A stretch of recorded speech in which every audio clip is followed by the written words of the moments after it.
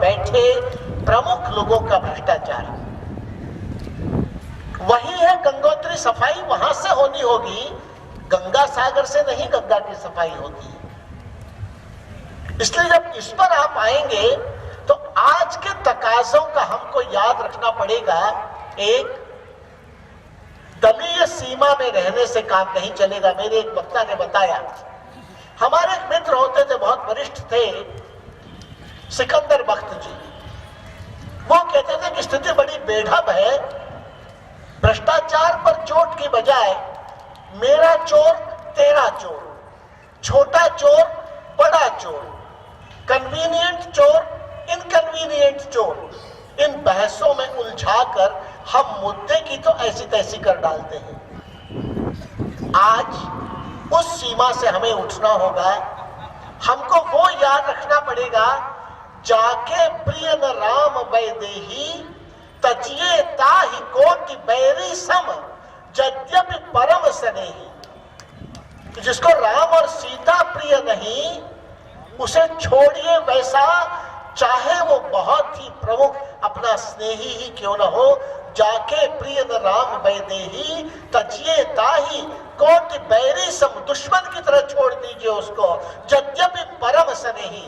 मित्रों, भ्रष्टाचार के खिलाफ अगर लड़ाई होनी है तो पूरी अपनी शक्ति, पूरी अपनी चेतना, पूरी अपनी एकाग्रता, पूरा अपना मन एकजुट होकर भ्रष्टाचार के खिलाफ की लड़ाई पर केंद्रित होना पड़ेगा।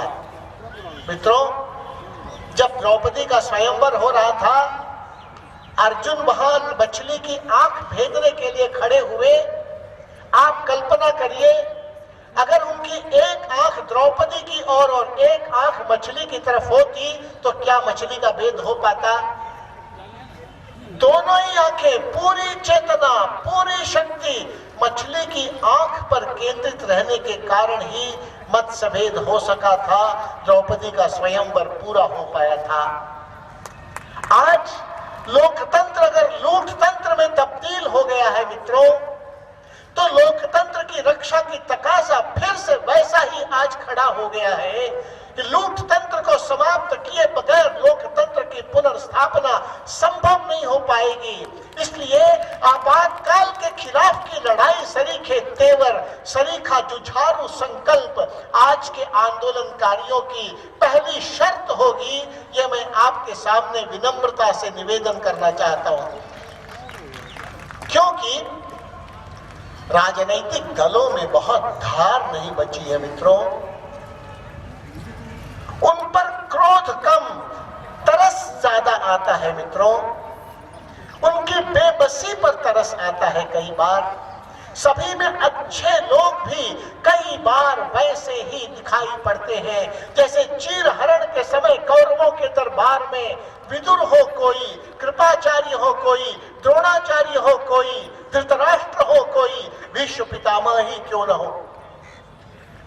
इसलिए आज के वक्त का तकाजा उसी दरबार की याद यूं दिलाता है कि जब शरशैया पर पड़ गए थे भीष्म और पांडवों को सही शासन चलाने का उपदेश देने के लिए कृष्ण ने वहां लोगों को भेजा था, तो जैसे ही भीष्म कुछ अच्छी बातें बोलने लगे तो द्रौपदी पीछे खड़ी थी, उससे रहा नहीं गया, सहा नहीं गया।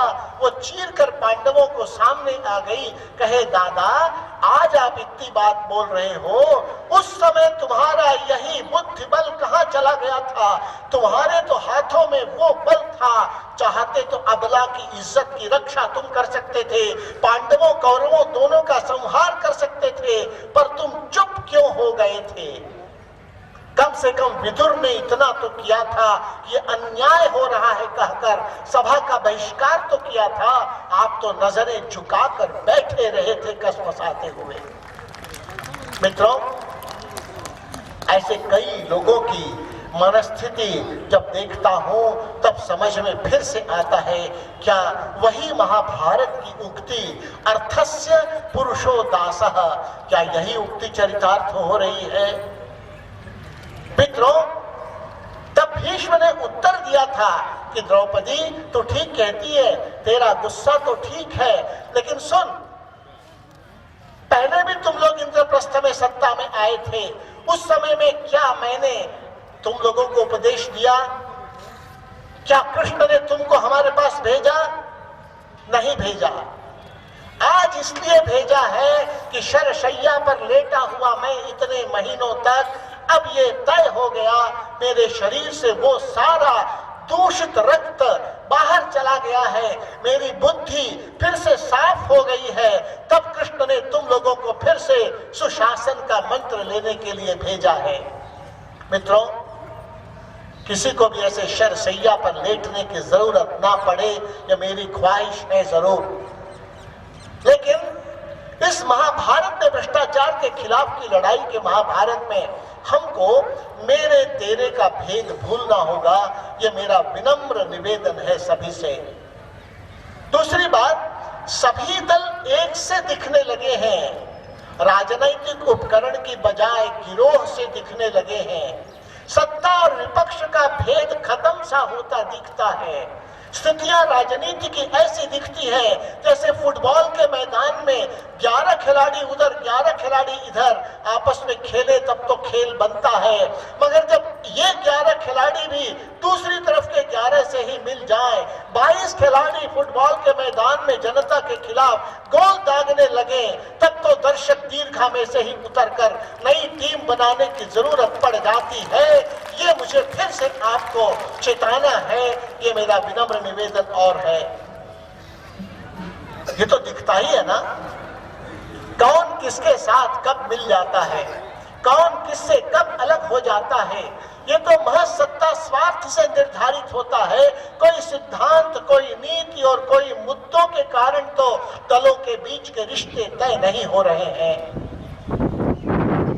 ऐसे में भ्रष्टाचार के खिलाफ की लड़ाई में मेरा निवेदन है, नया ढांचा, नए तरीके, नए औजार, नए लड़ाके, यही आगे के वक्त की जरूरत पड़ेंगे। उसी में धारदार लड़ाई हो पाएगी, क्योंकि आज थैली शाह, नौकरशाह और राजनेता हाथ मिला बैठे हैं और इनका ही त्रिकुट उस वामन के कमंडलू में आकर बैठ गया है, जो राजा बलि के दान की प्रक्रिया को पूरा नहीं होने दे रहा है। विकास की धारा अंतिम आदमी तक पहुंचे, इसमें अड़चन अगर है तो राजनेता, नौकरशाह और थैली शाहों का ये नापाक गठबंधन उस वामन की कमंडलू जिससे जल निकलना था उसके मुहाने पर बैठ गया है। मित्रों, इसलिए विकास की धारा कुछ लोगों तक रहती है।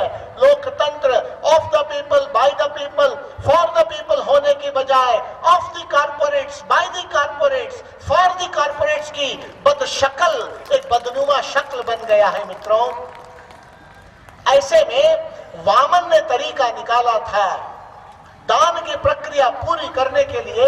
उसने जब इधर उधर देखा कि ऐसा पानी क्यों नहीं गिर रहा है कमंडलू से, तब देखा कि दानवों के जो गुरु है शुक्राचार्य, वो गायब है।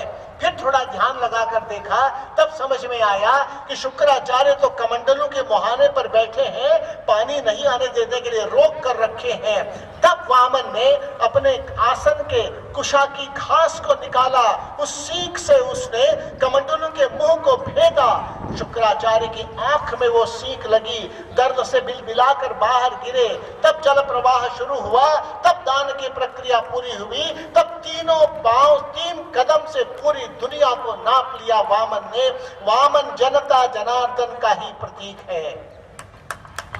आज के वक्त का यही तकाजा है। मित्रों, थैली शाह, नौकर शाह और राजनेता के नापाक गठबंधन जो कमंडलू के मुहाने पर बैठा है, उसको एक निश्चित विचारधारा के अधिष्ठान पर पैना किए हुए भ्रष्टाचार की लड़ाई की सीख से ही भेदा जा सकेगा। बिना विचार के, बिना धरातल के लड़ाई संभव नहीं है। पैर जमीन पर टिका रहे, वही है विचारधारा का अधिष्ठान। इस दिशा में जब हम सोचें तो उस नए ढांचे, नए तरीके, नए औजार, नए लड़ाके के लिए ध्यान हमको देना पड़ेगा कि विकेंद्रित विकास, आध्यात्मिक राष्ट्रवाद, प्रकृति केंद्रिक समझ, यही अधिष्ठान होगा जिसके तहत भारत परस्त गरीब परस्त नीतियां गढ़ी जाए। आज सभी प्रमुख राजनीतिक दलों की नीतियां विदेश परस्त हैं और अमीर परस्त हो गई हैं। देश में 4.5 करोड़ से ज्यादा मकान की जहां तुरंत जरूरत है, जो कि सिर पर छाह नहीं है, वहां हमारे देश का एक बड़ा उद्योगपति 7,000 करोड़ रुपए की लागत का अपने रिहाइश के लिए एक मकान बनाने की हिमाकत करता है। मित्रों, हमारे देश की गरीब परिस्थ नीतियों का तकाजा ये है कि विकास की परिभाषा को हम बदलें। विकास की परिभाषा चौड़ी चमचमाती सड़कें, उस पर दौड़ती तेज कारें, उसमें बैठे लिपे पुते चेहरे और खिड़की से झांकते कुत्ते, ये भारत की समृद्धि और विकास का परिचय नहीं हो सकते। हम जनता के लोग इस बात को कभी स्वीकार नहीं करेंगे। क्या हमारे देश में बच्चों के 5 साल से कम बच्चों का कुपोषण खत्म हुआ? 70% गर्भवती महिलाएं खून की कमी और उससे उत्पन्न बीमारियों की शिकार हैं। क्या हमारे लिए ये बहुत बड़ा नासूर, बहुत बड़ा अपमान का कलंक नहीं है? क्या आज भी 77% आबादी 20 रुपए से कम की रोज के आमदनी में गुजर बसर करने को मजबूर है? क्या ये विकास के सामने चुनौती नहीं है? 1.25 लाख गांव पीने के पानी के से तरस रहे हैं। क्या हमारे लिए ये चुनौती नहीं है? देश के 90 लाख अंधे, देश के 45 लाख अपाहिज, देश के 26 लाख कोढ़ी, क्या हमारे विकास के लिए चुनौती नहीं है? किसे कहेंगे विकास? इसलिए भारत परस्त गरीब परस्त नीतियों की जरूरत पड़ेगी और राष्ट्रवाद का अधिष्ठान जब आध्यात्मिक होगा तो किसी भी पंथ का, किसी भी जाति का, सब में एक ही परमात्मा का वास है। इसलिए सभी इंसान हैं, केवल वोट नहीं है। वोट के नाते सोचकर उनको लुभाकर बाद में कचरे में फेंक देने की नीयत तब हमारी नहीं रहेगी। सभी जाति क्षेत्र में लगेगा, सबके खून का रंग लाल है, सबकी भूख एक तरह की होती है। कोई बेरोजगार किसी भी जाति क्षेत्र भाषा संप्रदाय का होगा, जब शाम को नौकरी की तलाश में भटक कर असफल होकर अपने घर लौटता है तो उसकी पत्नी की, उसकी बहन की, उसकी माँ की सूनी निराश आंखों का जब उसकी आंखें टकराती हैं, तब जो बेबसी है वो किसी जाति क्षेत्र भाषा संप्रदाय के लिए अलग अलग नहीं हुआ करते। मित्रों, इसलिए हर एक को ईमान की रोटी और इज्जत की जिंदगी मयस्सर हो, इससे बड़ा एजेंडा ही भला क्या हो सकता है देश का। ऐसी स्थिति में मैं यही चाहूंगा मित्रों, इस लड़ाई को हम आगे बढ़ाएं। अच्छी शुरुआत हुई है। एक ही बात ध्यान रखें कि व्यक्ति से बड़ा दल, लेकिन दल से बड़ा देश। आज उल्टी सी स्थिति दिखती है। देश हित की तुलना में दल हित ज्यादा बड़ा और दल हित की तुलना में मेरा अपना हित ज्यादा बड़ा। इसको समीकरण को ठीक करना है मित्रों। व्यक्ति से बड़ा दल, दल से बड़ा देश। और दूसरा एक विषय है कि देश बचेगा तो मिटेगा कौन, देश मिटेगा तो बचेगा कौन। मुझे विश्वास है कि झारखंड की जनता इस भ्रष्टाचार के खिलाफ मुहिम को आगे बढ़ाकर इसको अपने सही परिणामों तक ले जाएगी और देश की जनता को भी एक दिशा देगी। इस विषय में मंच पर बैठे नेतृत्व को मैं सलाम करता हुआ अपनी बात पूरी करता हूं। धन्यवाद।